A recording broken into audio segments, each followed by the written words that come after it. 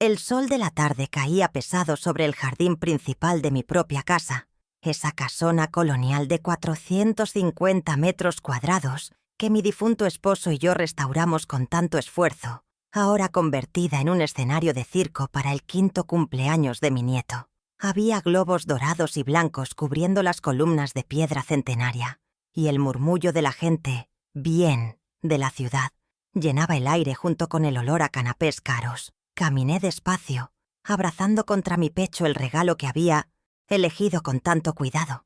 Una primera edición ilustrada de cuentos clásicos, algo eterno en medio de tanto plástico desechable.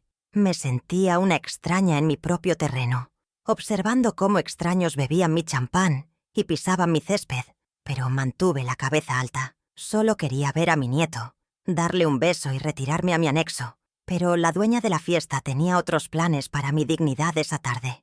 Valeria, mi nuera, me interceptó antes de que pudiera dar 3 pasos hacia el área de juegos. Venía impecable, enfundada en un vestido de seda que costaba más de lo que ella ganaba en 3 meses, con esa sonrisa ensayada para las redes sociales. Sin siquiera saludarme, extendió las manos y me arrancó el regalo de los brazos como si fuera basura, pasándoselo a una asistente sin mirarlo siquiera.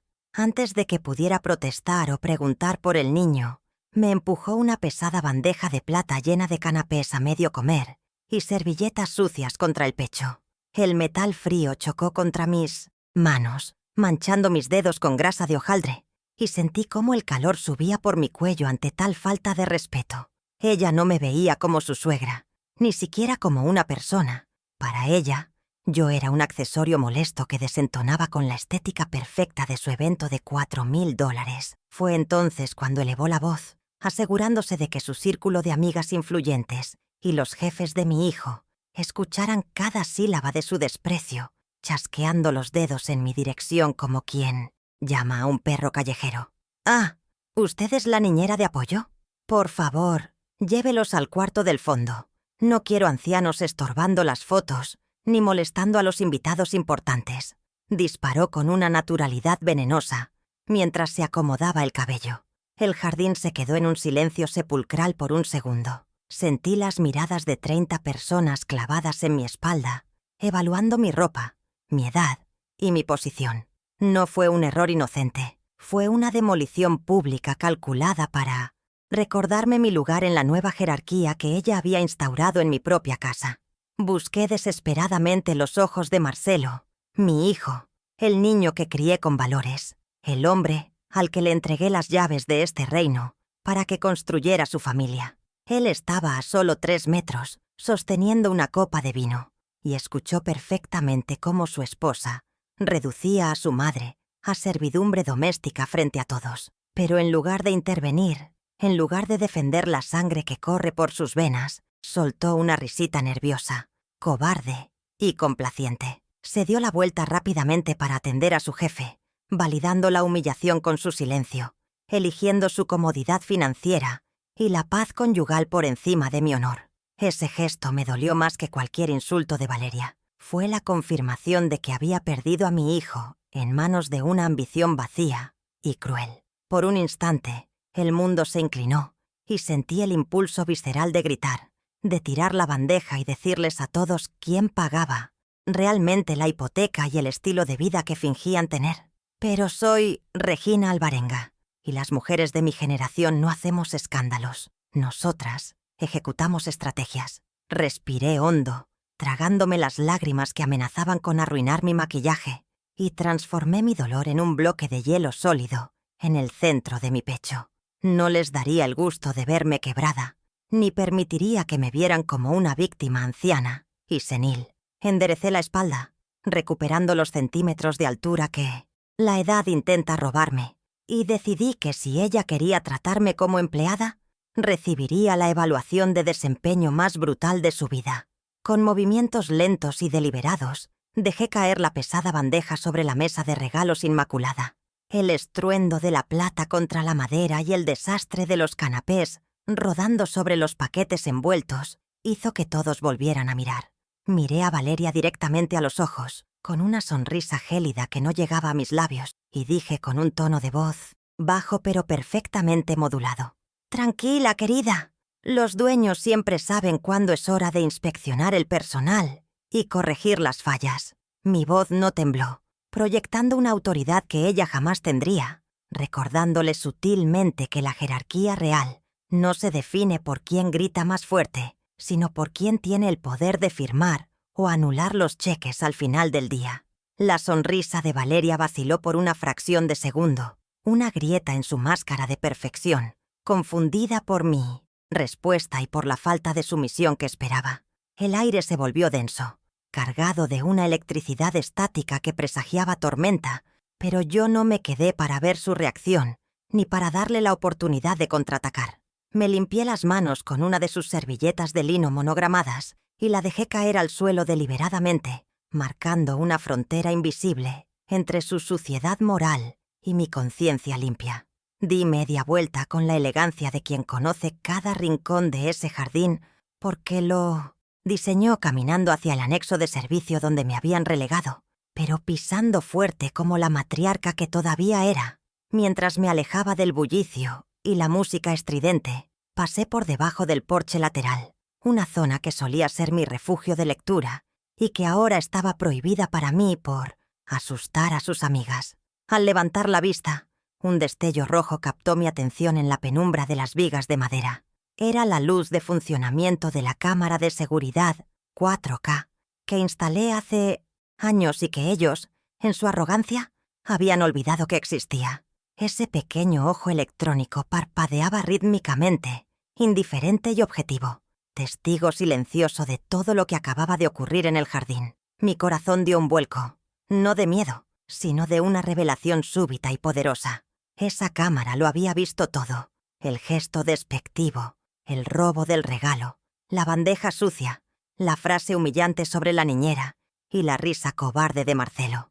Tenía la prueba visual y auditiva en alta definición, un registro innegable de su ingratitud y crueldad almacenado en la nube. Me detuve un segundo bajo la luz roja, sintiendo cómo la indignación contenida se transformaba en un plan frío y matemático. Pensaron que me retiraba derrotada a mi cuarto del fondo, a llorar sobre mis álbumes de fotos viejos, pero no sabían que acababa de encontrar la primera pieza de munición para la guerra que ellos mismos habían declarado. La dueña había comenzado su inspección, y los inquilinos no tenían idea de que su contrato estaba a punto de ser revisado. La luz parpadeante de la cámara de seguridad actuó como un faro en mi memoria, iluminando el camino tortuoso que me había llevado desde ser la matriarca respetada de esta propiedad hasta convertirme en la niñera despreciada en mi propio jardín. No llegué a esta posición de servidumbre por falta de carácter, sino por un exceso de amor maternal que mis beneficiarios interpretaron convenientemente como debilidad senil. Mientras las risas de la fiesta continuaban a mis espaldas, mi mente viajó 5 años atrás, al momento exacto en que la dinámica de poder comenzó a inclinarse peligrosamente hacia el abismo. Recordé el despacho de mi difunto esposo, con su olor a tabaco y madera vieja, el lugar donde Marcelo, mi único hijo, vino a venderme el primero de sus muchos fracasos, disfrazados de oportunidades de oro, mirándome con esos ojos de cachorro que siempre fueron mi perdición. Hace exactamente 5 años, Marcelo se sentó frente a mí, sudando, nerviosismo, para explicarme que su futuro dependía de una startup revolucionaria que solo necesitaba un empujón inicial de capital semilla. No me habló de planes de negocios sólidos, ni de retornos de inversión. Me habló de sueños, de legado, y de cómo quería que yo estuviera orgullosa de su éxito empresarial independiente. Con el corazón nublado por el deseo de verlo triunfar, saqué mi chequera personal y escribí una cifra que me provocó vértigo: $85,000. Ese dinero no sobraba. Salió directamente de mi fondo de liquidez para la jubilación, un colchón de seguridad que había tardado 2 décadas en acumular dólar a dólar. Se lo entregué con una bendición y un beso en la frente, sin imaginar que estaba financiando el estilo de vida que eventualmente usaría para humillarme. La supuesta empresa nunca despegó, o al menos nunca vi un solo centavo de retorno, ni siquiera un informe trimestral que justificara la quema de capital en cenas de negocios y viajes de networking. Sin embargo, el silencio financiero de mi hijo fue eclipsado por la llegada de Valeria a nuestras vidas hace 3 años. Un huracán de exigencias envuelto en ropa de marca y sonrisas falsas. Cuando anunciaron su compromiso, la estrategia cambió. Ya no pedían dinero para negocios, sino estabilidad para la futura familia. La casona principal, mi hogar de toda la vida, valorada en $1.200.000, se convirtió en el objeto de deseo de mi nuera. Empezaron con comentarios sutiles sobre cómo la casa era demasiado grande para una viuda sola y cómo ellos necesitaban espacio para los nietos que vendrían. Fue en una tarde lluviosa de noviembre, hace 3 años, cuando cometí el error estratégico más grave de mi vida adulta, impulsada por la promesa de tener a mis nietos cerca. Cedí a la presión emocional y les entregué las llaves de la casa principal, acordando mudarme al anexo de servicio al fondo del terreno. No fue una venta, ni un regalo formal ante notario en ese momento, sino un acuerdo verbal de palabra entre madre e hijo, basado en la confianza absoluta. Recuerdo el peso frío de las llaves de bronce al dejarlas en la mano manicurada de Valeria. Ella no me dio las gracias, simplemente las apretó con codicia, como si acabara de conquistar un territorio enemigo. Yo me dije a mí misma que era lo correcto, que una abuela debe sacrificarse para que la nueva generación prospere, ignorando la voz en mi interior que gritaba advertencias. La transición habitacional fue un choque de realidad brutal que tardé meses en asimilar completamente, pasando de mis amplios salones coloniales a un espacio reducido y funcional. El anexo de servicio tiene apenas 60 metros cuadrados. Es un cubo de hormigón que tuve que reformar íntegramente de mi bolsillo para hacerlo habitable, gastando otros $15.000 en aislamiento y tuberías. Mientras yo supervisaba a los albañiles para arreglar las goteras de mi nuevo hogar, veía desde la ventana cómo Valeria contrataba decoradores de interiores para arrancar el papel tapiz victoriano que yo había elegido con mi esposo. Cada camión de mudanza que llegaba con muebles minimalistas y fríos se sentía como una bofetada a mi historia, borrando 40 años de recuerdos para imponer su estética de catálogo. Pero la cesión del inmueble no fue suficiente para saciar su apetito. La dependencia financiera se volvió crónica y parasitaria, disfrazada de ayuda temporal que se volvió permanente. Durante los últimos 36 meses, he sido yo quien silenciosamente ha cubierto los costos operativos de su vida de fantasía en la casa grande. Pago religiosamente las facturas de electricidad, que en verano, con sus aires acondicionados prendidos día y noche, ascienden a $600 mensuales. Cubro el mantenimiento del jardín que hoy pisotean, los impuestos prediales y hasta las cuotas del colegio bilingüe de mis nietos. En total, mi contribución, silenciosa, suma $4.500 al mes, una fortuna que sale de mis ahorros menguantes, mientras ellos presumen de éxito en redes sociales. La ingratitud financiera pronto escaló a crueldad psicológica, estableciendo fronteras físicas dentro de mi propia propiedad. El primer microabuso, explícito, ocurrió hace apenas 6 meses, cuando intenté entrar a la casa principal para buscar un libro que había olvidado en la biblioteca. Valeria me interceptó en el vestíbulo, bloqueándome el paso con una frialdad que me heló la sangre, y soltó una frase que se me quedó grabada a fuego. «No entres a la casa grande sin avisar, Regina. Asustas a mis amigas con esa ropa vieja y tu olor a encierro», me dijo, mientras me empujaba suavemente hacia la puerta. Me quedé paralizada, no por la fuerza física, sino por la violencia emocional de ser tratada como un fantasma indeseable en el lugar que yo construí y que sigo pagando. Ese día comprendí que mi generosidad no había comprado amor ni respeto, sino que había financiado su arrogancia y mi propio aislamiento. Marcelo, testigo mudo de esa escena también, bajó la mirada y murmuró algo sobre respetar la privacidad de Valeria, validando una vez más el maltrato. Acepté la regla implícita. Yo era la proveedora invisible, la cajera automática que debía mantenerse oculta en el fondo del jardín para no arruinar la imagen de familia perfecta y joven que vendían al mundo. Me retiré a mis 60 metros cuadrados, tragándome la humillación, convenciéndome de que al menos así podía ver a mis nietos jugar en el patio desde mi ventana, conformándome con las migajas de afecto que sobraban de su banquete. La dinámica se estableció con una precisión dolorosa. Yo pagaba, ellos gastaban, yo callaba, ellos gritaban, yo me encogía, ellos se expandían. Mi presencia se toleraba solo cuando era útil para cuidar a los niños en emergencias o para firmar recepciones de paquetes, convirtiéndome de facto en parte del servicio doméstico, pero sin salario y con la carga de los gastos. La humillación de hoy, el niñera de apoyo frente a toda la sociedad, no fue un evento aislado, sino la culminación lógica de 3 años de erosión sistemática de mi dignidad. Habían olvidado que la mujer que firmaba los cheques de $4.500 mensuales no era una empleada, sino la dueña del tablero de juego.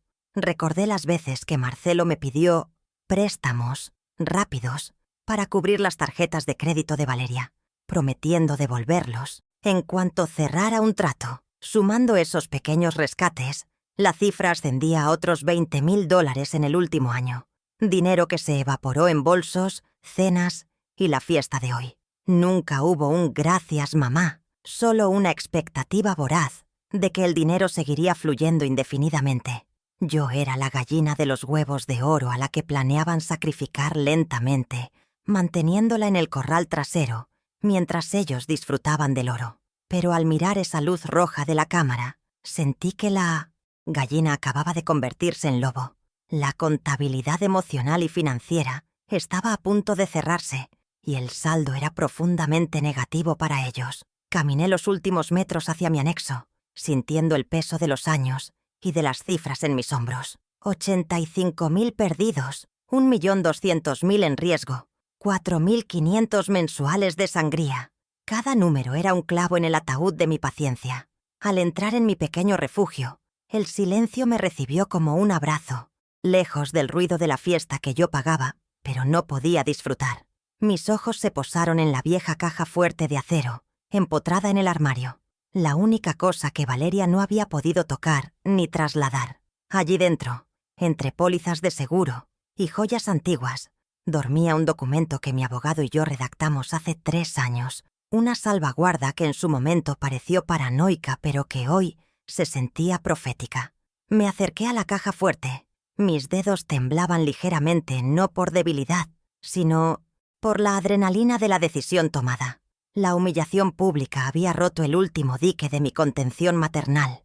Ya no era cuestión de dinero, era cuestión de supervivencia moral. Ellos creían que mi silencio era su misión eterna, que mi amor de madre era un cheque en blanco sin fecha de caducidad.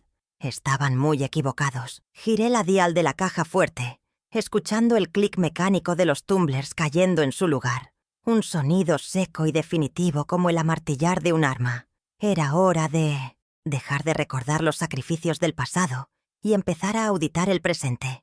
La dueña estaba de vuelta. Con el corazón latiendo a un ritmo lento y decidido, abrí la pesada puerta de acero de la caja fuerte. El olor a papel viejo y metal frío me golpeó, un aroma que siempre asocié con la seguridad y el control. Mis manos, firmes ahora que tenía un propósito, apartaron las cajas de joyas que Valeria mataría por tener y se dirigieron directamente al fondo, hacia una carpeta de cuero azul oscuro que había permanecido intacta durante 3 años. No era un álbum de recuerdos sentimentales, sino el archivo de seguridad que mi difunto esposo me enseñó a mantener. Documentos legales, por si acaso. Saqué la carpeta y la coloqué sobre mi escritorio de roble, sintiendo la textura granulada del cuero bajo mis dedos, consciente de que lo que había dentro era más valioso que cualquier diamante en esa caja.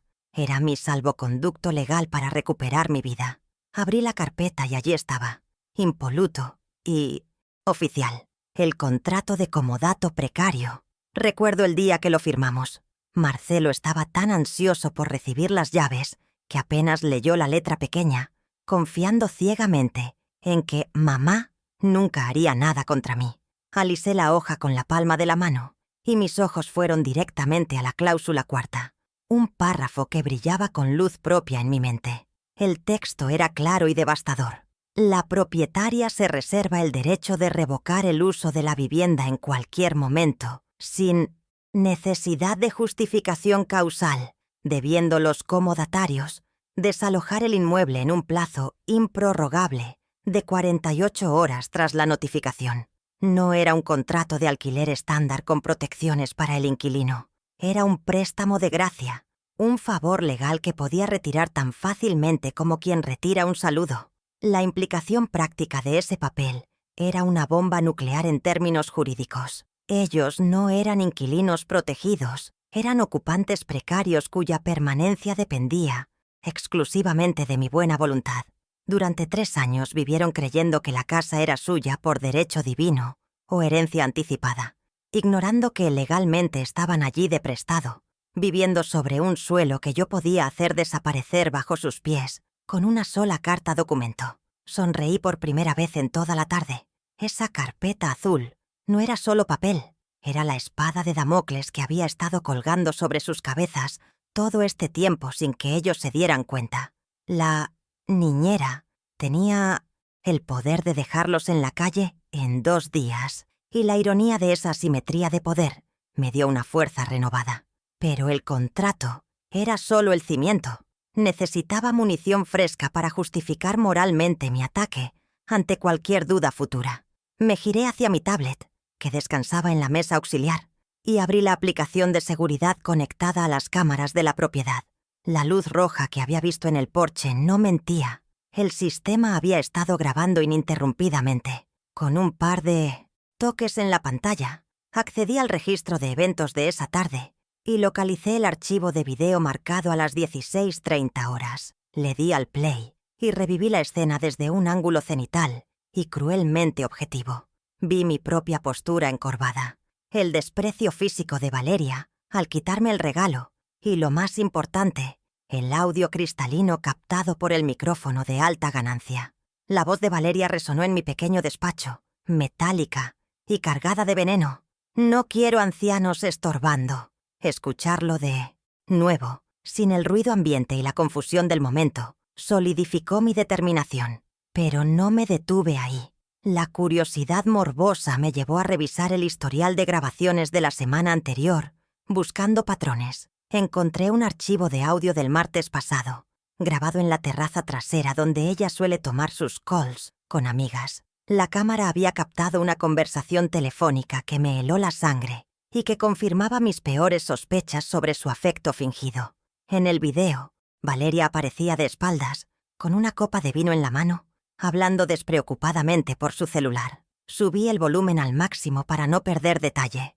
«Ay, no te preocupes por la vieja. Está cada día más senil. El médico dice que a esa edad cualquier gripe se complica. Yo creo que para el próximo invierno ya tenemos la casa libre y podemos tirar ese anexo horrible para hacer la piscina». Me quedé paralizada frente a la pantalla, sintiendo cómo una náusea profunda subía desde mi estómago.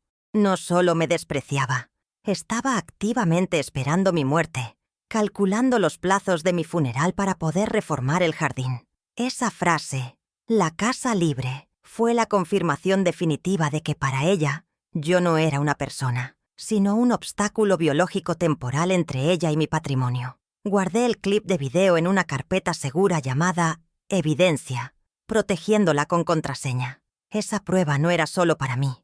Era para enseñársela a cualquiera que se atreviera a juzgarme por lo que estaba a punto de hacer. Si alguien me llamaba madre desnaturalizada, yo les mostraría a la nuera que planificaba mi muerte como quien planifica una reforma. Cerré la tablet con un golpe seco, sintiendo que la tristeza daba paso a una frialdad táctica absoluta. Ya tenía el arma legal, el contrato, y la justificación moral, los videos, pero necesitaba cuantificar la deuda.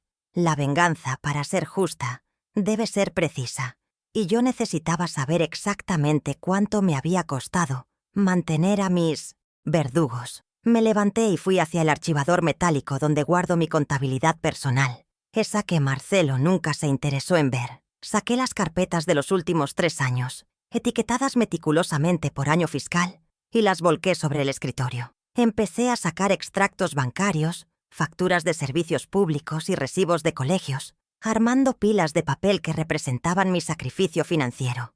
Tomé un resaltador amarillo fluorescente y comencé la auditoría forense de mi propia generosidad, marcando cada línea que correspondía a un gasto de la casa principal. El movimiento del resaltador se volvió hipnótico y rítmico. $500 de luz aquí, 800 de gas allá, 1.200 de la matrícula escolar de los niños. Hoja tras hoja, el color amarillo iba dominando el papel blanco, visualizando una hemorragia de dinero constante y unilateral. Al llegar al final de los extractos del último mes, hice la suma rápida en una libreta. $4.500 mensuales promedio. Multipliqué esa cifra por los 40 meses que llevaban viviendo allí. $180.000. Casi $200.000 gastados en mantener a una pareja que ni siquiera podía servirme un plato de comida decente en mi propia casa. Miré las hojas resaltadas, brillantes y acusadoras bajo la luz de la lámpara. Esos papeles no eran solo números, eran viajes que no hice, ropa que no me compré y tranquilidad que sacrifiqué. La evidencia financiera demostraba que su estilo de vida de clase alta era una ficción subsidiada al 100% por mi pensión y mis ahorros. Ellos no eran ricos, eran parásitos con buen marketing.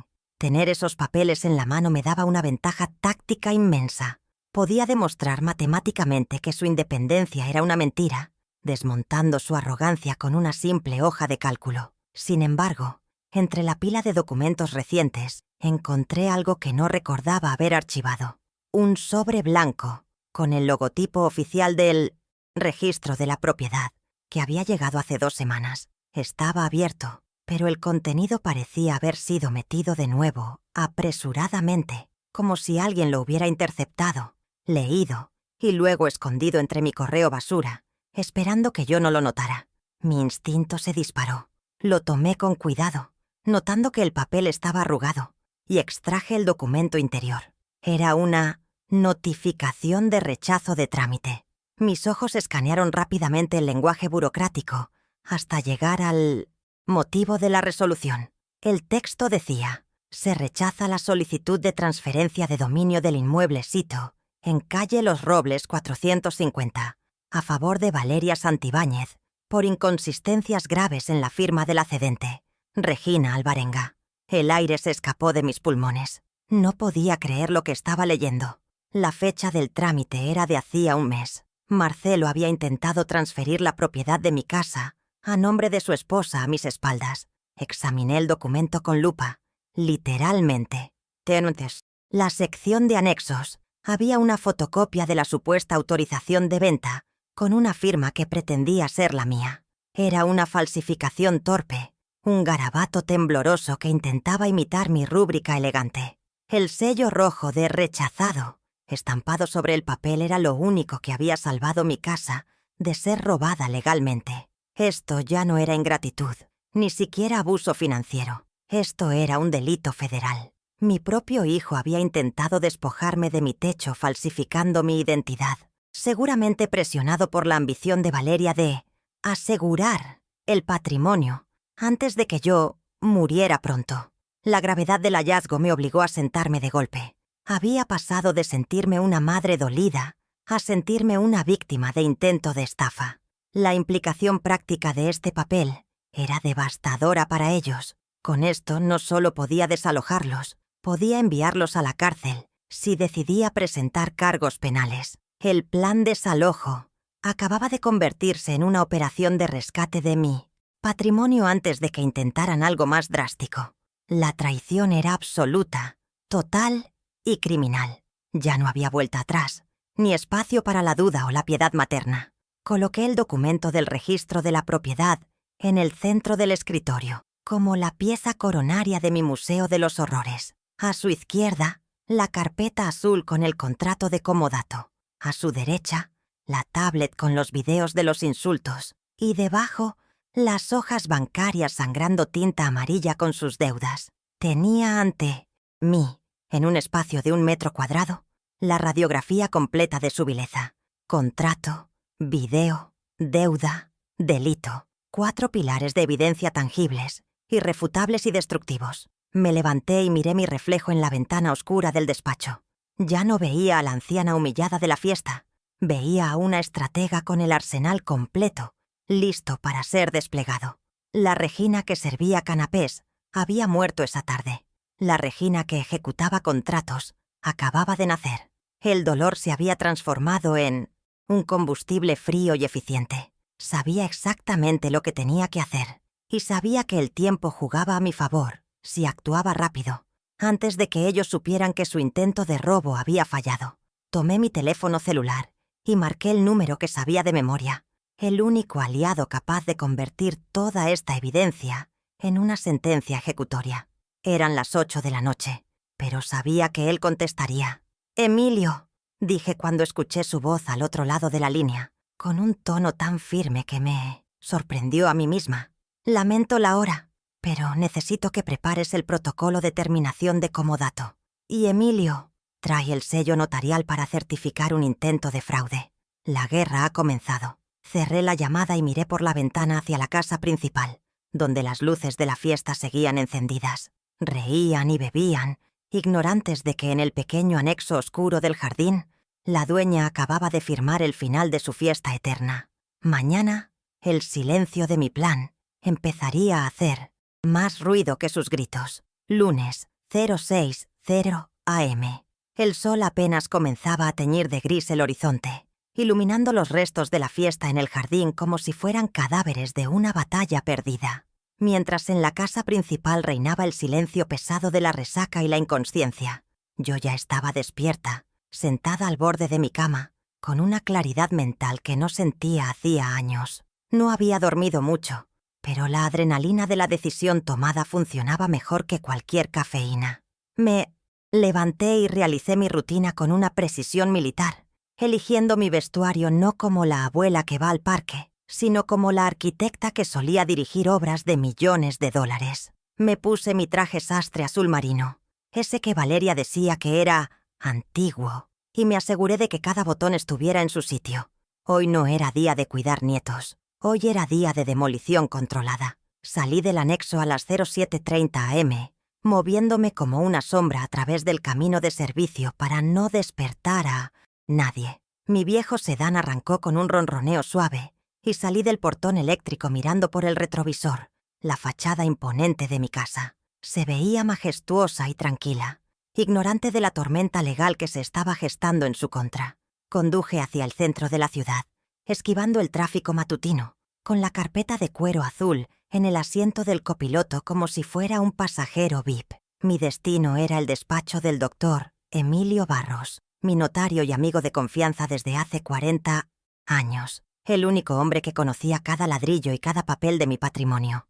Necesitaba que él validara mi estrategia antes de lanzar la primera ofensiva. Llegué al despacho de Emilio a las 06:00 AM en punto. El lugar olía a cera para madera y café recién hecho, un santuario de leyes y orden que contrastaba con el caos emocional de mi vida doméstica. Emilio me recibió con un abrazo cálido, pero su sonrisa se desvaneció en cuanto vio mi expresión y la carpeta que traía bajo el brazo. Nos sentamos en su mesa de caoba maciza y, sin preámbulos, extendí los documentos sobre la superficie, el contrato de comodato original y, con un gesto grave, la notificación de rechazo del registro de la propiedad con la firma falsificada. El silencio que siguió fue denso, solo roto por el sonido de Emilio, ajustándose las gafas y pasando las páginas con dedos expertos. «Regina, esto es grave», murmuró Emilio, levantando la vista del documento de rechazo, con el ceño fruncido por la preocupación profesional. «Lo que Marcelo intentó hacer aquí no es una travesura financiera, es falsificación de documento público y tentativa de estafa. Estamos hablando de delitos que conllevan penas de prisión efectiva de 3 a 5 años. Escuchar esas palabras en voz alta, dichas por un experto legal, hizo que la realidad me golpeara en el estómago. Mi propio hijo había estado dispuesto a cruzar la línea penal para complacer a su esposa. Sin embargo, mantuve la compostura. No estaba allí para enviarlo a la cárcel todavía, sino para usar ese miedo como palanca de negociación. «Lo sé, Emilio, pero no quiero denunciarlo penalmente aún», respondí con frialdad, tamborileando los dedos sobre el contrato de comodato. «Quiero usar esto como mi seguro nuclear. Si se resisten al desalojo, sacaré la carta del fraude. Por ahora, quiero ejecutar la cláusula cuarta. Quiero que se vayan. Emilio asintió, comprendiendo la estrategia. Tomó el contrato de comodato precario y lo leyó de nuevo, asintiendo con aprobación. El documento es sólido. Al ser un comodato precario sin plazo definido, la ley está totalmente de tu lado. Solo necesitamos notificarles formalmente la terminación del préstamo de uso.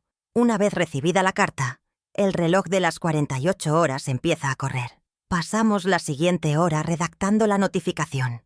No queríamos una carta que gritara «desalojo» desde la primera línea, lo que podría provocar que se atrincheraran o destruyeran la casa.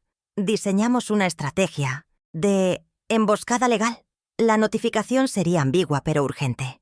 La propietaria cita a los ocupantes a una reunión extraordinaria para discutir los términos de permanencia y regularización contractual. Sonaba burocrático, lo suficientemente serio para asustarlos, pero no tanto como para que llamaran a un abogado inmediatamente. Queríamos que pensaran que iba a pedirles un alquiler simbólico o imponer nuevas reglas de convivencia, no que iba a echarlos. El factor sorpresa sería mi mayor ventaja en la confrontación cara a cara. Salí del despacho a las 10:30 am con la sensación de tener una armadura invisible. El sol brillaba con fuerza y, por primera vez en 3 años, no me sentí como una invitada en mi propia vida. Tenía un plan, tenía un equipo legal y tenía la ley de mi lado. Emilio se encargaría de enviar la notificación notarial certificada para que llegara mañana por la mañana. Mientras tanto, yo tenía tarea que hacer desde el frente digital. La guerra moderna no se gana solo con papeles, se gana cortando las líneas de suministro. Y en el caso de Valeria y Marcelo, su suministro vital era el dinero que yo inyectaba silenciosamente en sus cuentas. Regresé al anexo cerca de las 02:00 p.m. La casa principal seguía en una calma sospechosa. Seguramente Valeria estaba recuperándose del estrés de organizar su fiesta perfecta. Me encerré en mi despacho y encendí mi ordenador. Inicié sesión en la banca online con mis credenciales de titular. Mis ojos fueron directamente a la sección de tarjetas adicionales. Allí estaban 2 tarjetas Black American Express a nombre de Marcelo y Valeria, vinculadas a mi cuenta principal, con un límite de crédito de $20,000 mensuales que solían agotar religiosamente. Ver los cargos recientes, $4,000 en catering, 1,200 en una boutique de vinos, me revolvió el estómago. Con un clic del ratón, entré en la configuración de límites. No las cancelé, porque eso enviaría una alerta inmediata a sus teléfonos. En su lugar, hice algo más sutil y cruel. Reduje el límite de crédito disponible a $0 y activé la opción de bloqueo temporal por seguridad. La próxima vez que Valeria intentara deslizar ese plástico brillante para comprar un capricho o pagar un almuerzo con amigas, la terminal le devolvería un vergonzoso «denegada». Imaginé la escena, el color subiendo a sus mejillas perfectas, y sentí una satisfacción oscura. Estaba cortando el torniquete financiero que mantenía viva su fantasía de riqueza. Pero no me detuve en las tarjetas. Continué con mi auditoría de la economía de suscripción, en la que vivían a mi costa. Revisé los débitos automáticos. Servicio de jardinería premium, $300. Club de vinos exclusivo, $150. Servicio de limpieza profunda semanal, $400. 1 por 1. Fui cancelando los servicios o cambiando la cuenta de cargo para que rebotaran el próximo mes. Estaba desmantelando la infraestructura, invisible de su comodidad. A partir de ahora, si querían césped cortado y sábanas planchadas, tendrían que aprender a pagarlo o a hacerlo ellos mismos. Luego, pasé a la ofensiva tecnológica. El router principal de fibra óptica, que provee internet de alta velocidad a toda la propiedad, está físicamente en mi anexo, aunque ellos usan repetidores en la casa grande. Ingresé a la dirección IP del administrador del sistema. Valeria vive en Instagram. Marcelo trabaja viendo series en streaming. Su conexión con el mundo exterior dependía de mi router. Cambié la contraseña del Wi-Fi de algo genérico a una secuencia alfanumérica compleja que solo yo conocía. Luego, limité el ancho de banda de las direcciones MAC de sus dispositivos a una velocidad de conexión de 1990. Apenas 56 kbps. No les corté internet del todo para que no llamaran al técnico inmediatamente. Solo lo hice tan lento que sería una tortura inutilizable. A las 04:00 p.m., escuché el primer indicio de que mis misiles digitales habían impactado. Un grito ahogado de frustración vino desde la terraza de la casa grande. «Marcelo, el internet no funciona. No puedo subir las stories de ayer», gritó Valeria. Me asomé discretamente por la persiana. La vi caminando en círculos con su teléfono en alto, buscando señal desesperadamente. Marcelo salió poco después, reiniciando su teléfono. «Seguro es el proveedor. Ya sabes cómo son», le dijo él. Inútil como siempre. Sonreí. No era el proveedor. Era la casera. Estaban empezando a sentir el aislamiento, la primera fase del asedio. La tarde pasó lenta y deliciosa. Ellos, incomunicados y frustrados. Yo, tranquila, leyendo mi libro y esperando el siguiente movimiento. No salí del anexo. No respondí a los mensajes de texto de Marcelo preguntando si yo tenía internet. Dejé que se cocinaran en su propia impotencia tecnológica. La noche cayó y vi las luces de la casa parpadear. Estaban consumiendo electricidad como si fuera gratis, sin saber que pronto esa sería otra factura que tendrían que afrontar. Me fui a dormir temprano, sabiendo que el martes sería el día de martes 09:00 am. Estaba tomando mi té cuando vi llegar la motocicleta del servicio de mensajería notarial. Era puntual, tal como Emilio había prometido. El mensajero, un hombre serio con casco y chaleco reflectante, tocó el timbre de la casa principal. Observé desde mi ventana estratégica. Valeria abrió la puerta en bata de seda, con cara de pocos amigos, molesta por ser molestada tan temprano. Vi cómo firmaba el acuse de recibo digital a regañadientes y tomaba el sobre blanco lacrado con el sello de la notaría. Ella miró el sobre con extrañeza. No era una factura, ni publicidad. Era un documento legal formal. La vi rasgar el papel allí mismo, en el umbral de la puerta. Leyó el contenido rápidamente. Su expresión cambió de la molestia a la confusión. Llamó a Marcelo a gritos. Él apareció, despeinado, y leyeron la carta juntos. Podía imaginar el texto resonando en sus cabezas. La propietaria del inmueble solicita reunión urgente para discutir los términos de la permanencia. No entendían qué pasaba. Para ellos, la propietaria era su madre, la niñera, la vieja del fondo. ¿Por qué les enviaba una carta notarial en lugar de cruzar el jardín?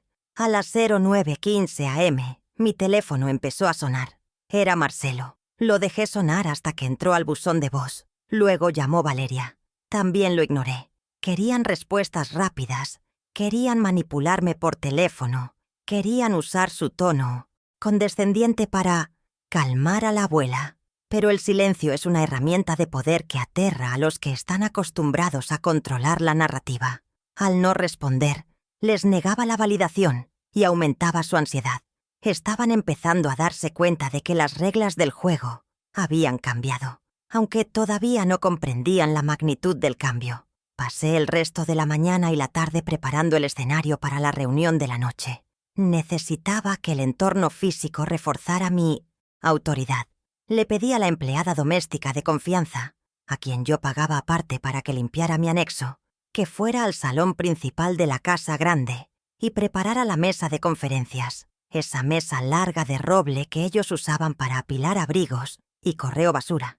Le di instrucciones precisas: limpiar todo, dejar la superficie vacía, colocar 3 sillas de un lado y una sola silla, la cabecera, mi silla, del otro. A las 06:00 p.m. me vestí para la ocasión.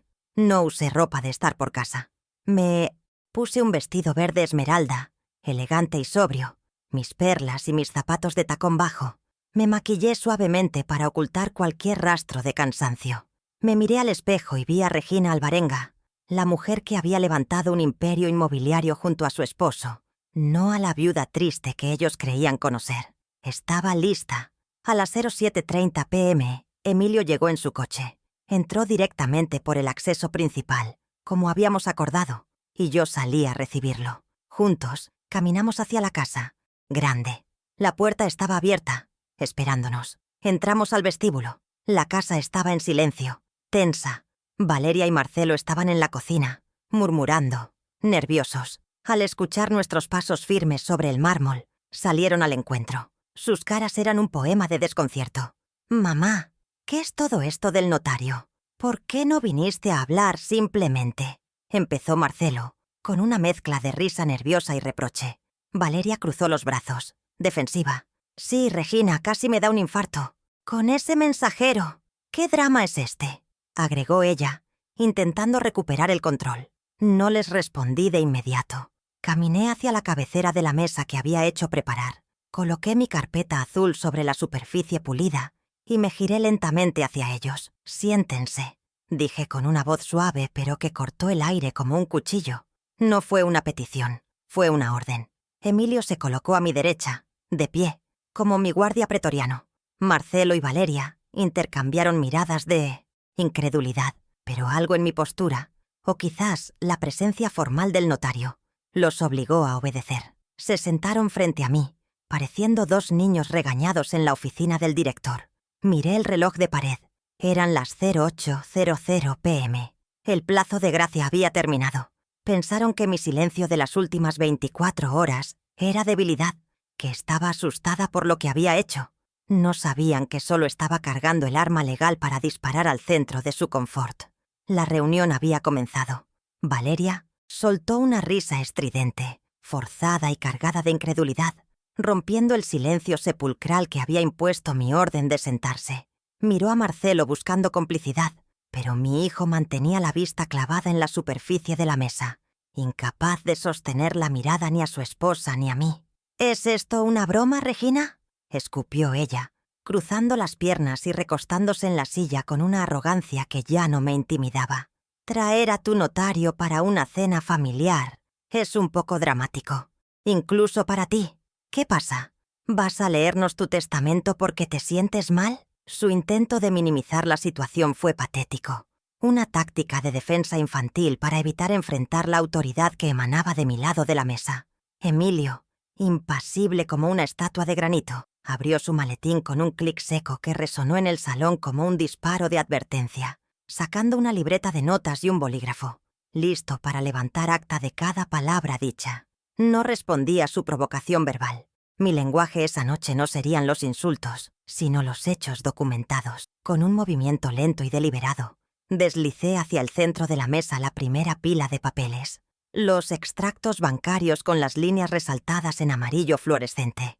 Las hojas se abanicaron sobre la madera oscura, creando un mosaico brillante que gritaba verdades incómodas. «No vamos a hablar de mi muerte, Valeria, sino de vuestra vida, o mejor dicho, de la vida que yo he estado financiando», dije con voz serena. Señalé los papeles con un dedo acusador que no temblaba. «Ahí tienen el desglose de los últimos 3 años. Electricidad, gas, colegios, supermercado, viajes, ropa, todo pagado desde mi cuenta personal. ¿Tienen idea de cuánto suma esa pila de papel?». La pregunta quedó flotando en el aire, densa y pegajosa. Marcelo levantó la vista tímidamente, reconociendo los logotipos de los bancos y las cifras marcadas. Su rostro palideció al comprender que su secreto financiero estaba expuesto sobre la mesa. «Mamá, podemos explicarlo. La empresa está en un momento delicado de flujo de caja y...», balbuceó, recurriendo a las mismas excusas vacías de siempre. Lo interrumpí levantando una mano. «Ahórrate la jerga empresarial, hijo. He hecho la auditoría. En los últimos 40 meses he inyectado $180.000 en esta casa. 180.000. Eso no es un problema de flujo de caja. Es un estilo de vida parasitario». La cifra cayó sobre ellos como una losa de concreto. Valeria abrió los ojos desmesuradamente. Probablemente nunca había sumado el total, acostumbrada a gastar sin mirar el origen de los fondos. La dinámica en la habitación cambió instantáneamente. La superioridad moral de Valeria se evaporó ante la contundencia de la matemática. Ya no era la dueña joven y exitosa enfrentándose a la suegra vieja. Era la deudora insolvente frente a su acreedora principal. Ella intentó recuperar el terreno perdido, apelando a la emoción, su terreno favorito. Es para tus nietos, exclamó con el rostro enrojecido. ¿Vas a echarnos en cara lo que gastamos en darles una vida digna a tus propios nietos? ¿Qué clase de abuela lleva la cuenta de la comida de los niños? Era un golpe bajo, predecible y sucio, diseñado para hacerme sentir culpable y retroceder. Pero la Regina que caía en esas trampas se había quedado en el jardín recogiendo canapés sucios. Sonreí con una frialdad que la desconcertó. Mis nietos no beben vino de $80 la botella, Valeria. Ni necesitan bolsos de diseñador para ir al colegio, repliqué, sacando de la carpeta el desglose específico de gastos suntuarios. He separado los gastos de los niños de los vuestros. El 70% de este dinero se ha ido en lujos para ustedes dos. Y eso se acabó hoy. La atmósfera se tensó aún más. Había establecido un límite claro. Mi generosidad no era infinita ni incondicional. La pequeña victoria se materializó en sus rostros. El miedo genuino a perder la fuente de ingresos. Por primera vez, entendieron que el grifo estaba cerrado y que no tenían cómo abrirlo de nuevo. «¿Qué quieres decir con que se acabó?», preguntó Marcelo, con un hilo de voz, presintiendo la catástrofe. Fue el momento de revelar la segunda táctica de mi asedio silencioso. «Quiero decir que a partir de las 2 de la tarde de hoy, las tarjetas American Express suplementarias han sido bloqueadas y sus límites reducidos a 0», anuncié, disfrutando del impacto de cada sílaba. Vi cómo la mano de Valeria iba instintivamente a su bolso, donde descansaba el plástico inútil. «Y también he dado de baja los débitos automáticos de los servicios no esenciales. Si quieren jardinero, páguenlo. Si quieren internet de alta velocidad, contrátenlo a su nombre». La revelación del bloqueo de las tarjetas fue el golpe de gracia a su arrogancia inmediata. Valeria recordó, sin duda, algún intento fallido de compra reciente o anticipó la vergüenza futura. Se levantó de golpe, tirando la silla hacia atrás con violencia. «Esto es violencia económica», gritó, perdiendo totalmente la compostura de dama de sociedad. «No puedes dejarnos sin recursos de un día para otro. Tengo compromisos, tengo una imagen». Su máscara se había caído. No le importaba la familia, le importaba su capacidad de consumo. Estaba furiosa, no herida, y su furia era la confirmación de que mi estrategia había funcionado. Les había quitado el juguete y ahora pataleaban como niños malcriados. Emilio carraspeó, interviniendo por primera vez con su voz grave y autoritaria. «Señora Santibáñez, le sugiero que modere su tono. La señora Alvarenga es la titular de esas cuentas y tiene pleno derecho legal a disponer de sus activos como desee. No existe obligación contractual de mantener adultos capaces». La intervención del notario le recordó que había un testigo legal presente. Valeria se volvió hacia Marcelo, exigiéndole con la mirada que hiciera algo, que fuera el hombre que supuestamente era. Pero Marcelo estaba hundido en su silla, derrotado por la evidencia de su propia incompetencia. Se dio cuenta de que sin mi dinero, él no era nadie ante los ojos de su esposa. «Mamá, por favor», suplicó Marcelo. «Entiende que nos pones en una situación imposible. No tenemos liquidez inmediata para asumir todo esto de golpe. Danos un plazo, un tiempo para reorganizarnos». Su tono era de negociación desesperada, asumiendo la derrota financiera pero intentando salvar la comodidad logística. Creían que esto era todo, que la reunión era para regañarlos por los gastos y obligarlos a apretarse el cinturón. Pensaban que el castigo era pagar sus propias facturas. ¡Qué ingenuos eran! No sabían que el dinero era la menor de sus preocupaciones esa noche. Miré a mi hijo con una mezcla de lástima y decepción. Había aceptado la humillación financiera, pero aún no había pedido perdón por la humillación moral. Seguía pensando que esto era una transacción, no una lección de vida. «La liquidez es problema vuestro, Marcelo. Habéis tenido 3 años de vacaciones pagadas», dije, cerrando la carpeta de los bancos y apartándola a un lado. «Pero no os he convocado aquí solo para hablar de dinero. El dinero se recupera o se pierde. Lo que habéis roto es algo mucho más difícil de arreglar». Valeria, que seguía de pie, respiraba agitadamente, buscando una salida digna. «¿Y qué quieres entonces? ¿Que te pidamos perdón de rodillas? ¿Que te demos las gracias por ser tan generosa?, espetó con sarcasmo venenoso. Bien, gracias. Regina, ¿ya está? ¿Podemos irnos? Tengo dolor de cabeza. Hizo ademán de irse, creyendo que podía terminar la reunión unilateralmente como hacía siempre. Subestimaba mi paciencia y mi preparación. Había ganado el primer asalto. Sabían que yo tenía el control de la caja fuerte. Pero ahora tocaba recordarles quién tenía el control del techo. «Siéntate, Valeria», ordené, esta vez con un tono más oscuro y profundo, el tono de una matriarca que está a punto de dictar sentencia. «No hemos terminado. De hecho, apenas hemos empezado». Mis manos se posaron sobre la carpeta de cuero azul, la que contenía el contrato de comodato y la prueba del delito. El ambiente en la sala cambió de la tensión financiera al miedo puro. Algo en mi voz les dijo que lo que venía a continuación no era sobre facturas de luz. «Habéis vivido bajo la ilusión de que sois dueños de esta casa», continué, abriendo la carpeta despacio, dejando que el sonido del cuero crujiera en el silencio absoluto. Emilio se ajustó las gafas y preparó el documento de notificación formal. «Pero habéis olvidado quién firma las escrituras y, lo que es peor, habéis intentado olvidar que vuestra permanencia aquí siempre ha dependido de un hilo muy fino». Levanté la vista y clavé mis ojos en los de Marcelo. «Un hilo que tú intentaste cortar a mis espaldas, ¿verdad, hijo?» La mención velada a su traición hizo que Marcelo dejara de respirar. La pequeña victoria estaba asegurada. Ahora venía la guerra total. El silencio en el salón principal se había vuelto físico, una entidad pesada y sofocante que presionaba contra las paredes de techos altos. Mis manos, ahora firmes y sin el más mínimo temblor, extrajeron lentamente el documento original del contrato de comodato de la carpeta de cuero azul, tratándolo con la reverencia de una reliquia sagrada. El papel, ligeramente amarillento por los 3 años de encierro en la caja fuerte, crujió ruidosamente, un sonido seco que resonó como un trueno distante en la inmensidad de la sala. Emilio, de pie a mi lado como un juez imparcial, se ajustó la corbata, preparándose para dar fe del acto jurídico que estábamos a punto de consumar. Miré a Marcelo y a Valeria, quienes seguían inmóviles, atrapados entre la incredulidad y el pánico naciente, esperando el siguiente golpe. Ya no había vuelta atrás. La matriarca había dejado el edificio y, en su lugar, la propietaria había tomado el control absoluto de la situación.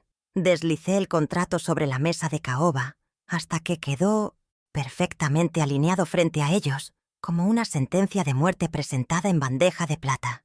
«¿Recordáis esto?», pregunté con suavidad engañosa. «Hace 3 años, cuando os entregué las llaves con lágrimas en los ojos, firmamos este acuerdo. Marcelo, tú estabas tan ansioso por mudarte que apenas leíste la letra pequeña, confiando en que mamá es buena». Y tenías razón. Mamá era buena, pero mamá también es arquitecta. Y los arquitectos sabemos que una estructura sólida necesita cimientos legales a prueba de terremotos. Señalé con el dedo índice la cabecera del documento, donde se leía en letras mayúsculas y negritas: «Contrato de comodato precario». La palabra precario brillaba con una ironía cruel, definiendo perfectamente su situación actual: inestable, temporal, irrevocable. Con una calma teatral, comencé a leer en voz alta la cláusula 4ª, asegurándome de enunciar cada sílaba con una dicción perfecta. La propietaria se reserva el derecho irrenunciable de revocar la cesión de uso del inmueble en cualquier momento, sin necesidad de alegar justa causa, bastando para ello la mera notificación fehaciente a los comodatarios. Levanté la vista del papel y clavé mis ojos en los de Valeria, que palidecía visiblemente. «Y aquí viene la parte que os interesa. En tal caso, los ocupantes dispondrán de un plazo improrrogable de 48 horas para desalojar la propiedad y entregarla libre de ocupantes y enseres». Dejé que las palabras 48 horas flotaran en el aire, densas y amenazantes. No era una amenaza vacía, era una cláusula contractual firmada, sellada y vigente. Valeria soltó una risa nerviosa, aguda y discordante, intentando desesperadamente aferrarse a su realidad distorsionada. «Por favor, Regina», Eso es un papel viejo. Somos familia. Ningún juez va a echar a tus nietos a la calle por una cláusula técnica de hace 3 años. Esto es ridículo, espetó, mirando a Marcelo en busca de apoyo. Dile algo, Marcelo. Dile que no puede tratarnos como a inquilinos morosos. Su voz temblaba, traicionando su confianza fingida. Intentaba minimizar la legalidad del documento apelando a los lazos de sangre que ella misma había cortado con sus insultos. Pero la ley es ciega a los parentescos cuando hay firmas de por medio, y ella estaba a punto de descubrirlo de la manera más dura posible. «No sois inquilinos, Valeria», corregí con frialdad, inclinándome ligeramente hacia adelante. «Los inquilinos pagan alquiler y tienen derechos de protección. Vosotros sois ocupantes precarios. Vivís aquí por mi gracia y misericordia. Y esa gracia se agotó ayer, exactamente a las 4 de la tarde, cuando decidiste humillarme frente a medio código postal. Mi voz se endureció, perdiendo cualquier rastro de calidez maternal. Y sobre los jueces, Emilio, ¿quieres explicarle a mi nuera la viabilidad jurídica de este contrato? Cedí la palabra a mi aliado, convirtiendo la discusión doméstica en un tribunal formal. Emilio dio un paso al frente, con la autoridad de 40 años de ejercicio notarial. «El documento es inatacable, señora Santibáñez», declaró Emilio con su voz de barítono, sin mirar a Valeria, dirigiéndose a los hechos. «Está protocolizado, las firmas están autenticadas y la figura del comodato precario es explícita en nuestro Código Civil. Si la señora Regina solicita el auxilio de la fuerza pública para el desalojo, el juez lo concederá en cuestión de días, no meses. Legalmente, ustedes son intrusos desde el momento en que se les notificó la revocación». La intervención de Emilio fue un balde de agua helada. No era la opinión de una suegra enfadada, era la sentencia de un profesional del derecho. La realidad jurídica aplastó sus fantasías de invulnerabilidad. Marcelo, que había permanecido en silencio, hundido en su silla, finalmente levantó la cabeza. Sus ojos estaban rojos y húmedos. Él sabía, él siempre supo que ese contrato existía, pero apostó a que yo nunca tendría el coraje de usarlo. «Mamá, no puedes hacernos esto. ¿A dónde vamos a ir?», murmuró con la voz quebrada. «No tenemos ahorros, tú lo sabes. Todo lo que entra se gasta en el mantenimiento de la casa, en el estatus». Su confesión de insolvencia fue patética. Admitía que vivían al día, colgados de mi billetera, sin plan B ni red de seguridad. Esperaba piedad, pero esa noche yo no traía piedad en mi carpeta. Traía justicia. «Ese no es el problema más grave que tienes esta noche, Marcelo», interrumpí secamente, ignorando su súplica. «El desalojo es una cuestión civil. Lo que tengo aquí...». Hice una pausa dramática, poniendo mi mano sobre el segundo documento. «El sobre del registro de la propiedad. Es una cuestión penal». La atmósfera en la sala se volvió gélida, descendiendo varios grados de temperatura emocional. Marcelo dejó de respirar por un segundo, reconociendo el sobre. Sabía lo que había intentado hacer. Sabía que yo lo sabía. El miedo puro reemplazó a la vergüenza en su rostro. Saqué el documento con el sello rojo de «rechazado» y lo coloqué encima del contrato de comodato. El contraste entre el papel blanco y el sello escarlata era violento. «Hace un mes intentaste transferir la titularidad de esta casa a nombre de tu esposa», dije mirando fijamente a mi hijo. «Falsificaste mi firma en una autorización de venta. Una falsificación torpe, desesperada y sucia». Valeria jadeó, llevándose una mano a la boca. Al parecer, Marcelo no le había contado los detalles de su fracasada operación criminal. O quizás ella fue la instigadora que prefirió no saber el cómo. «Esto, hijo mío, se llama fraude y falsedad en documento público. Y Emilio aquí presente tiene la obligación de denunciarlo si yo se lo pido». Emilio asintió gravemente. «El artículo del Código Penal es claro. Penas de 3 a 6 años de prisión efectiva, sin posibilidad de fianza inmediata dada la cuantía del bien defraudado», añadió el notario, recitando la ley como quien recita una oración fúnebre. Marcelo empezó a temblar visiblemente, las lágrimas rodando por sus mejillas. Estaba acorralado. No solo perdía la casa, podía perder su libertad. La figura del hijo pródigo se había desmoronado para revelar a un delincuente amateur. Valeria lo miraba con horror, no por él, sino por lo que significaba para ella estar casada con un presunto convicto. «Pero no voy a enviarte a la cárcel, Marcelo», dije, bajando el tono de voz para que sonara aún más peligroso. Todavía me recosté en mi silla, cruzando las manos sobre el regazo, asumiendo la postura de quien tiene todo el poder de negociación. «Te ofrezco un trato, un intercambio, tu libertad a cambio de mi propiedad y mi dignidad.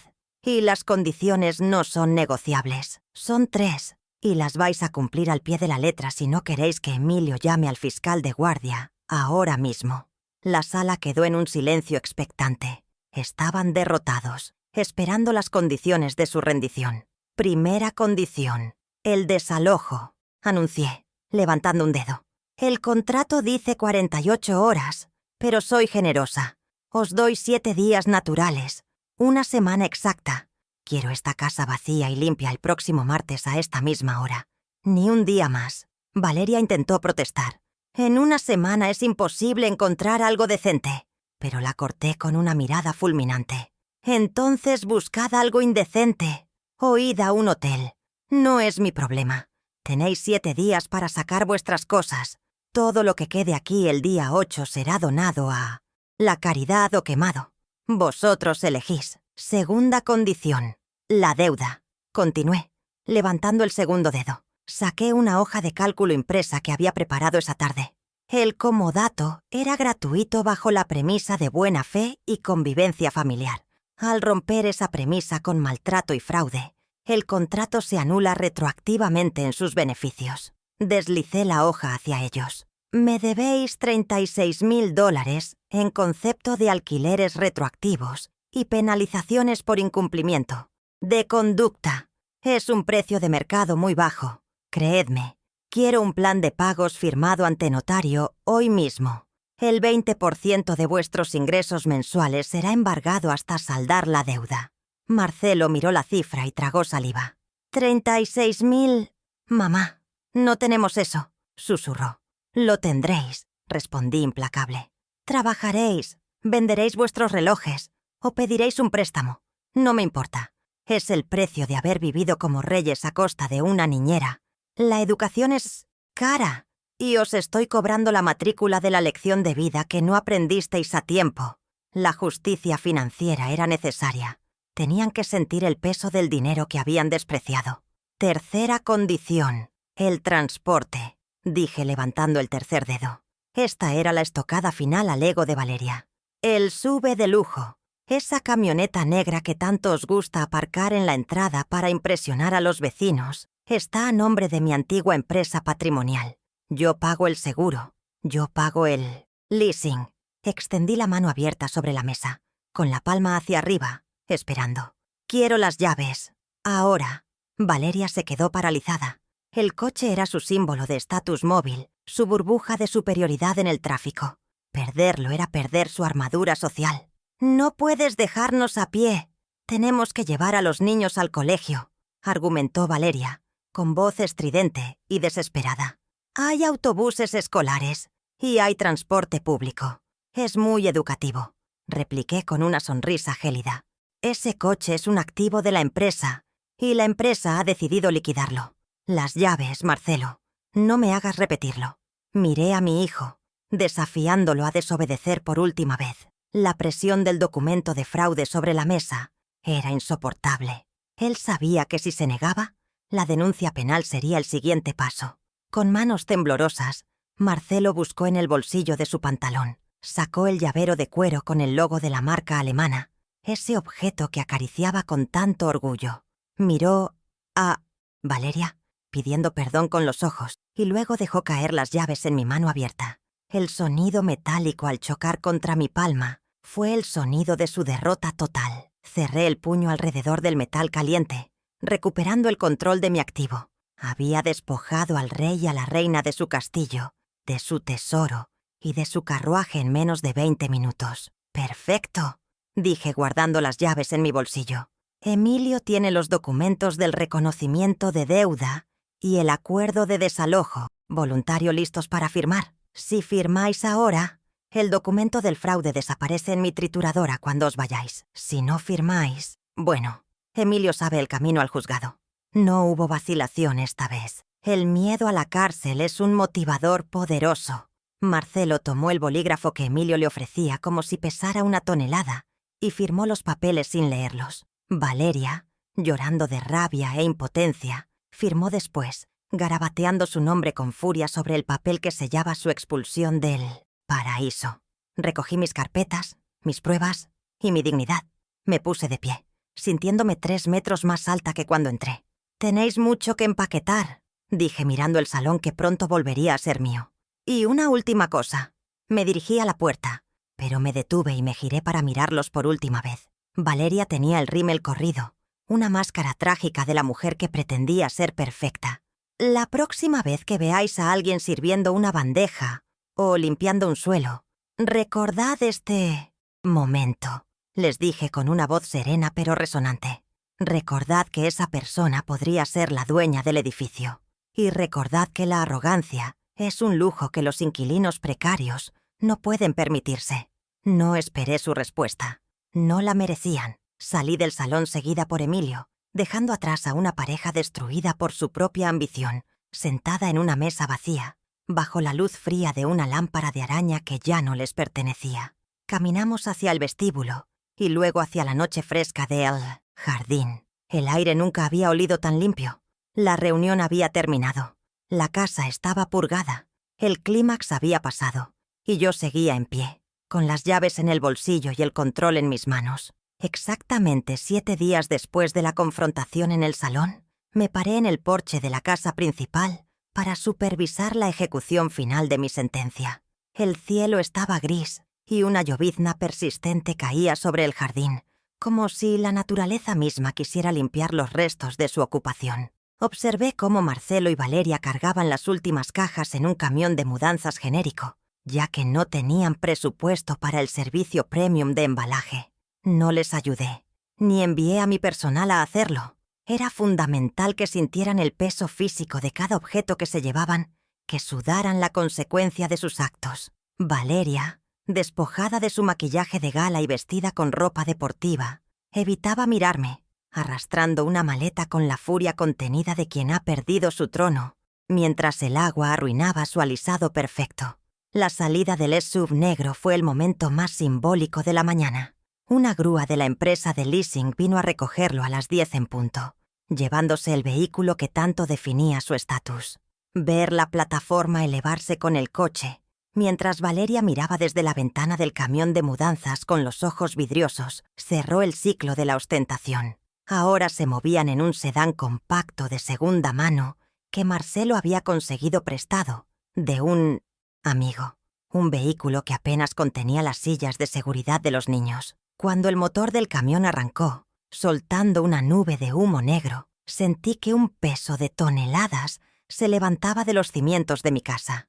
No hubo despedidas lacrimógenas, solo el sonido de neumáticos sobre grava húmeda, marcando el final de su reinado de terror doméstico. Su nuevo destino era una cura de humildad arquitectónica, un apartamento de 2 habitaciones y 70 metros cuadrados en un barrio periférico, justo encima de una avenida comercial ruidosa. Sabía los detalles porque yo misma había aprobado el contrato de alquiler como garante solidaria, un último acto de control maternal para asegurarme de que mis nietos tuvieran un techo, aunque no fuera un palacio. Pasaron de tener 450 metros de jardín privado a tener un balcón de 2 metros con vista a una parada de autobuses. La ironía era deliciosa. Buscaban privacidad para no ver a la vieja del fondo, y ahora tendrían que escuchar el tráfico de la ciudad las 24 horas del día, recordándoles cada minuto lo que habían perdido por soberbia. La realidad financiera también empezó a morderles con la precisión de un reloj suizo. El acuerdo de deuda que firmaron ante Emilio ya estaba en marcha. El primer descuento del 20% de la nómina de Marcelo se ejecutó esa misma mañana. Tendrían que vivir con un presupuesto ajustado durante los próximos 5 años para pagarme los $36.000 que me debían. Ya no había cenas en restaurantes de moda ni fines de semana en resorts. Ahora su realidad era cocinar en casa y contar los centavos para el supermercado. Me aseguré de que cada transferencia bancaria que llegara a mi cuenta tuviera el concepto devolución deuda materna, un recordatorio mensual digital de que el banco de mamá había cerrado sus puertas para siempre. Cuando el camión dobló la esquina y desapareció de la vista, me di la vuelta y entré en mi casa. El silencio era absoluto, pero esta vez no era un silencio de soledad, sino de reconquista. El vestíbulo, libre de sus abrigos tirados y de los juguetes caros que usaban para tropezarme, parecía respirar de nuevo. Mis pasos resonaban en el mármol con una autoridad renovada. Recorrí cada habitación como un general inspeccionando el campo tras la victoria, abriendo ventanas para que el aire fresco desplazara el olor a perfume sintético de Valeria. La casa estaba vacía de muebles modernos y fría, pero por primera vez en 3 años se sentía mía. La niñera había sido despedida. La dueña había regresado. Dediqué los días siguientes a un proceso de exorcismo estético y espiritual. Contraté a un equipo de limpieza profunda para que fregara cada rincón, borrando cualquier huella dactilar de su paso por mi propiedad. Saqué del sótano mis muebles antiguos, esos que Valeria había despreciado como vejestorios, y los devolví a su lugar de honor. El sofá de terciopelo azul, la mesa de centro de caoba, los cuadros de paisajes clásicos. Cada pieza que volvía a su sitio era una reafirmación de mi identidad.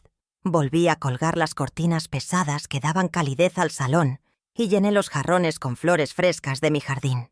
No las orquídeas pretenciosas que a ella le gustaban, sino rosas y lirios que olían a hogar, no a hotel boutique. Mi rutina se transformó radicalmente. Ya no me escondía en el anexo ni caminaba con miedo a molestar. Ahora me levantaba y tomaba mi café en la terraza principal, disfrutando de la vista de mi jardín impecable, pagado y disfrutado por mí. Recuperé mis tardes de lectura en el salón, con música clásica sonando en el sistema de audio que antes solo reproducía reggaetón a todo volumen. Mis amigas, esas a las que Valeria asustaba, volvieron a visitarme. Organizamos tardes de té y canasta, y sus risas llenaron la casa de una energía vibrante y respetuosa. Les conté la verdad, sin adornos, y su validación fue el bálsamo final para mi herida social. Lejos de juzgarme como madre dura, me celebraron como mujer fuerte. Sin embargo, la victoria no implicaba crueldad con los inocentes. Mis nietos no tenían la culpa de la ambición de sus padres, y yo no iba a permitir que perdieran a su abuela. Establecí un régimen de visitas estricto y claro, redactado en un anexo del acuerdo notarial. Los niños vendrían a visitarme 2 tardes por semana y un fin de semana al mes, pero bajo mis condiciones exclusivas.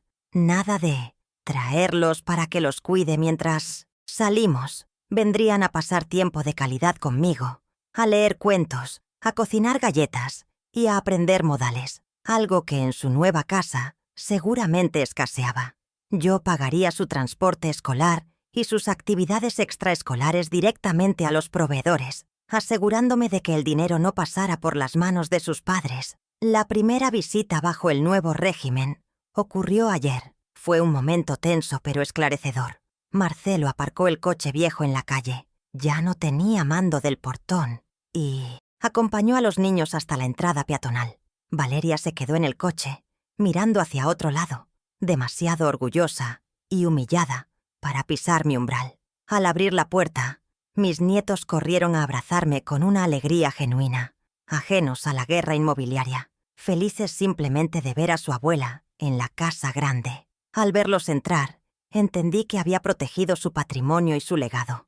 Algún día, esta casa sería suya, pero solo cuando aprendieran a valorarla, no a saquearla.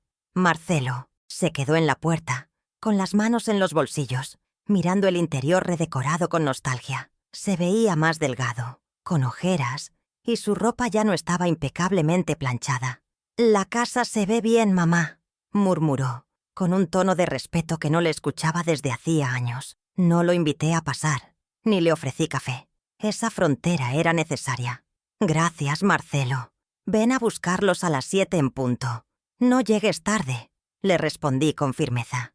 Él asintió y se retiró cabizbajo. Había entendido que el acceso a mi vida era un privilegio que se gana, no un derecho que se exige. Cerré la puerta suavemente, dejando fuera sus problemas y quedándome dentro con mi paz. Esa tarde, mientras leía el libro de cuentos ilustrados, el mismo que Valeria me había arrebatado el día de la fiesta, a mi nieto más pequeño, sentí una satisfacción profunda. Él me miró con sus ojos grandes y curiosos y me preguntó: «Abuela, ¿por qué mamá y papá ya no viven aquí?». Me tomé un momento para responder, acariciando su cabello. «Porque necesitaban aprender a construir su propio castillo, mi amor. Esta casa es para cuidarla, no solo para usarla». Él pareció conforme con la respuesta y siguió mirando los dibujos. No necesitaba saber más por ahora. La lección estaba implícita en la tranquilidad que nos rodeaba. La cámara de seguridad del porche sigue ahí, con su luz roja parpadeando, pero ya no la miro con angustia, buscando pruebas de mi humillación. Ahora es el guardián silencioso de mi tranquilidad, vigilando mi frontera contra cualquier intruso. Lleven mi sangre o no, he decidido no retirar la denuncia por fraude del archivo de Emilio. Se quedará allí, latente, como una garantía de buen comportamiento de por vida. Saben que tengo el botón nuclear, y eso garantiza que nunca más volverán a levantarme la voz, ni a mirarme por encima del hombro. La paz armada es la paz más duradera. La noche cayó sobre mi propiedad restaurada. Me serví una copa de vino, uno bueno, de mi propia bodega, y salí al jardín. El aire estaba fresco y limpio. Miré hacia el anexo del fondo, ahora oscuro y vacío, un monumento a mi resistencia y a mi estrategia. Había sobrevivido al intento de usurpación, había recuperado mi dignidad y había enseñado una lección magistral a la siguiente generación. No me sentía sola, me sentía soberana. Había recuperado mucho más que metros cuadrados, había recuperado el respeto por mi propio nombre. Levanté la copa hacia la luna, brindando por mí misma, por Regina Alvarenga, la mujer que se negó a ser irrelevante. Recordé la frase que me había repetido tantas veces durante las noches de insomnio en el anexo y que ahora se había convertido en mi verdad absoluta, grabada en la piedra de mi conciencia. Sonreí, saboreando el vino y la victoria, y susurré al viento nocturno la conclusión de mi historia. Una madre da la vida por sus hijos, pero una dueña protege su castillo de los invasores, aunque lleven su apellido.